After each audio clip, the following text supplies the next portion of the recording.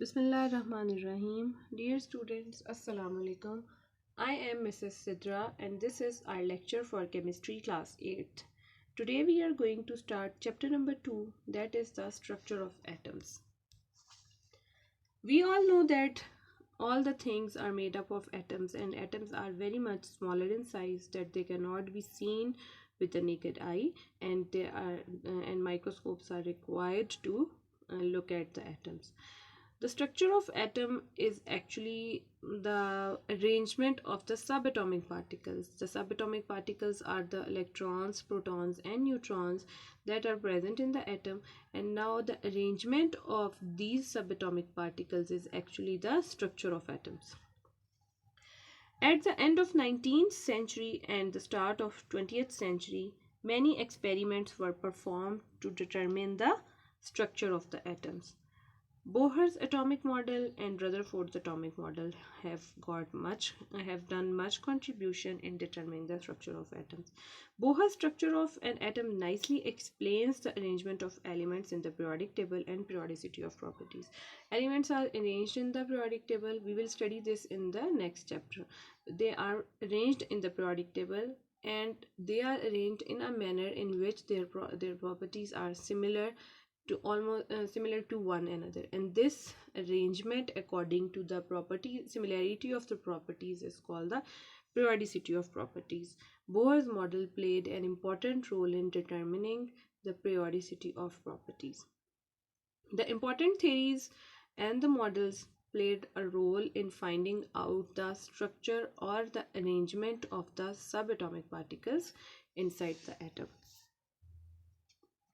The first one is the Rutherford's atomic model. Rutherford proposed his model in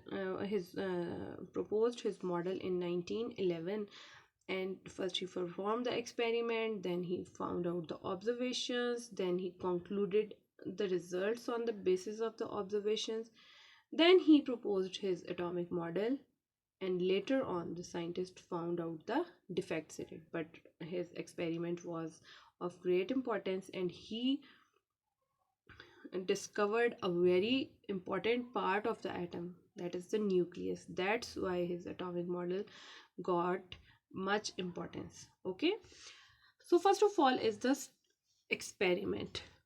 Now, how did he perform the experiment? He took alpha particles from polonium by disintegration of polonium. Polonium is an element. By disintegration of this of polonium, he got the alpha particles. Then he set his operators like this. You can see in the picture. He took a gold foil which was very thin, that it contained a single line of atoms. Okay, the thickness of the gold foil was 0.00004 centimeters. It was so much thin that there was a single line of atoms, and in this way the atoms were not overlapping each other. Okay, then he placed a detecting screen around the gold foil and kept a slit for the entrance of alpha particles. So when alpha particle emitted from the source, they entered the gold foil through a single slit in a single line. Slit was very small that it allowed only one alpha particle at one time. Okay. What was the role of the detecting screen? The detecting screen was used to find out the position or the point where the alpha particles hit after passing through the gold foil.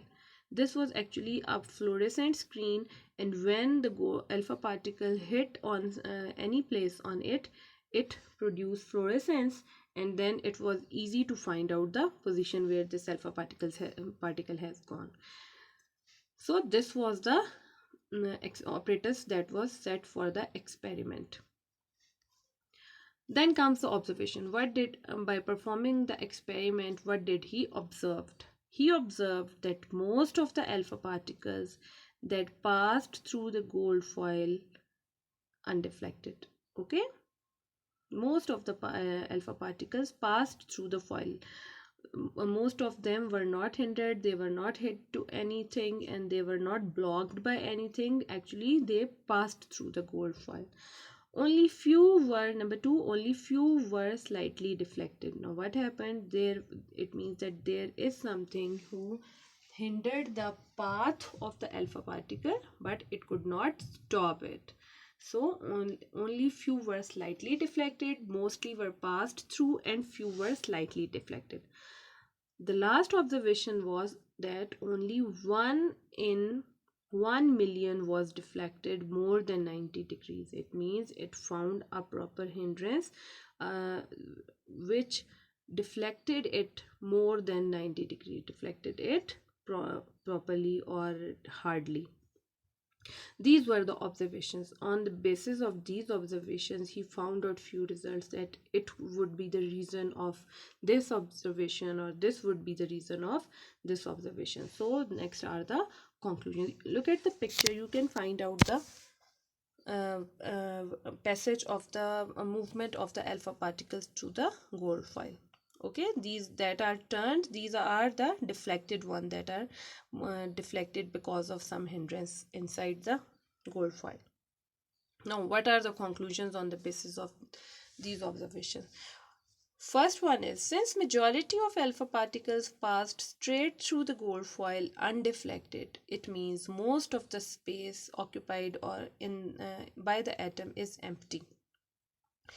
As a space is occupied by the atom, but as the alpha particle has passed undeflected from the gold foil, it means that most of the space is empty. It has entered the atom and it has passed undeflected, undisturbed through it. It means most of the room is empty. Most of the space is empty.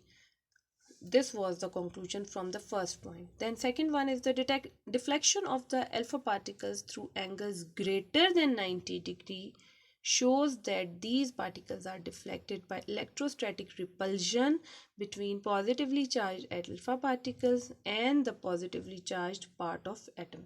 Now which got a proper hindrance, which got a proper hit back.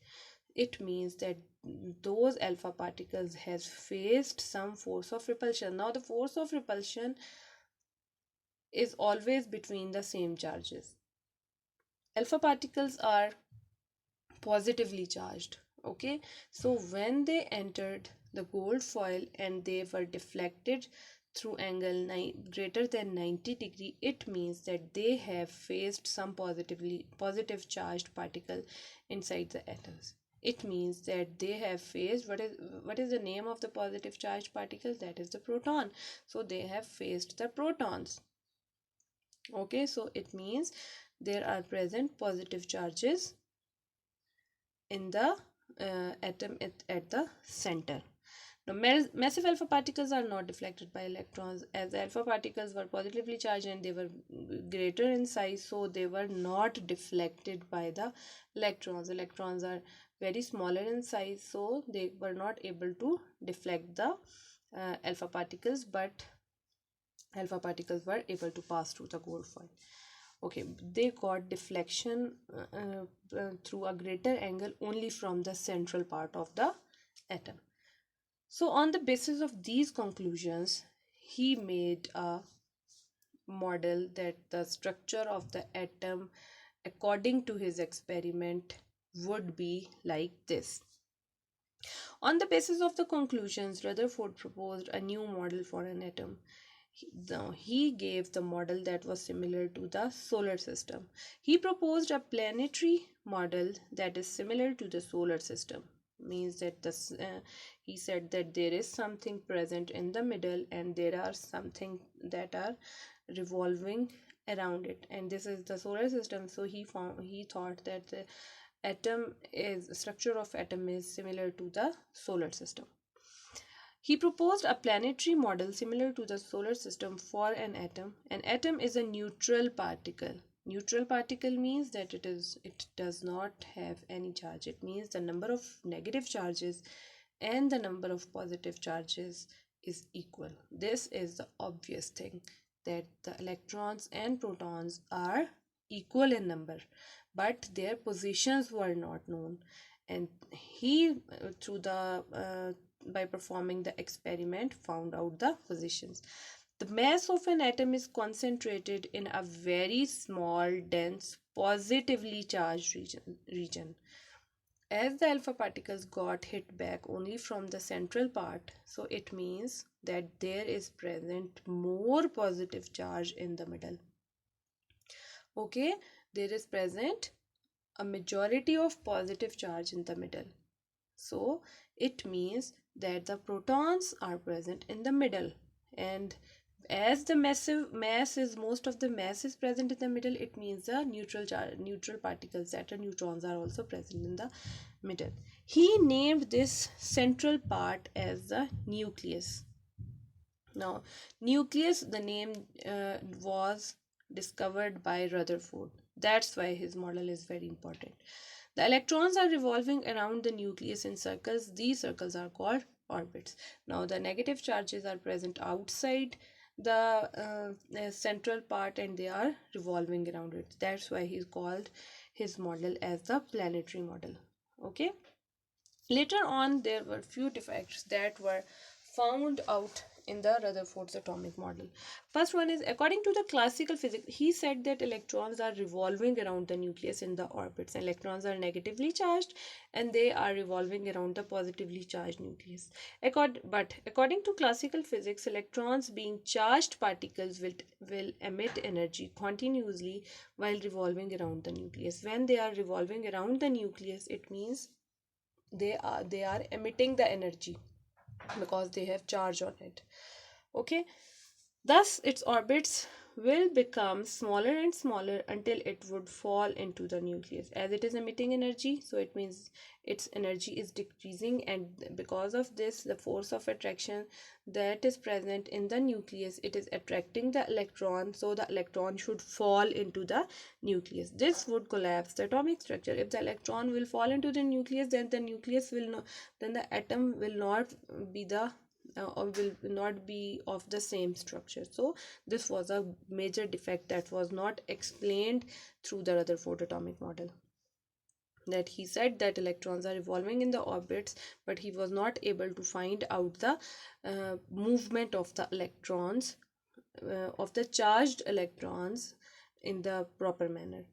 Then the second defect was, if the revolving electrons emit energy continuously, it should form a continuous spectrum for an atom, but actually a line spectrum is formed. Now the continuous spectrum should be formed as the electron emits energy continuously, but actually it is not formed. Actually, there comes in the line spectrum, if you have studied the spectrum in the physics, then in the line spectrum there comes gaps in between. Okay, actually uh, line spectrum is formed, but according to Rutherford's model, which shows the continuous movement of electron by emitting energy, a continuous spectrum is formed. So these were the two defects.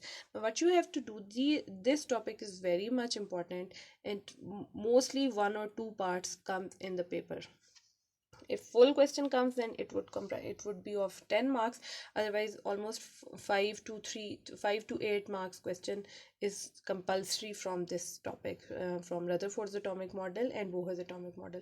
So you have to understand it completely, fully. Then you have to learn.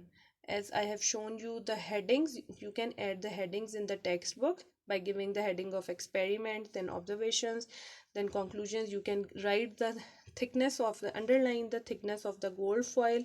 These are very important points. And also the defects are, there are three conclusions. You must be clear properly about the conclusion, proposal, and defects and observations. If the question comes about the observations, then you have to write about the observations, that are the three observations.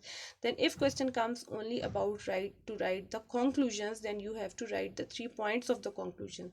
There is no need to mix. You have to properly distinguish between the observations, conclusions, proposal, and defects. There is no need to write the whole question if only one thing is being asked. Okay, so learn this topic, study this topic properly, and then learn it. It is very important. And next week we will study about the Bohr's atomic model. I think it is clear to you. Thank you so much. Allah Hafiz.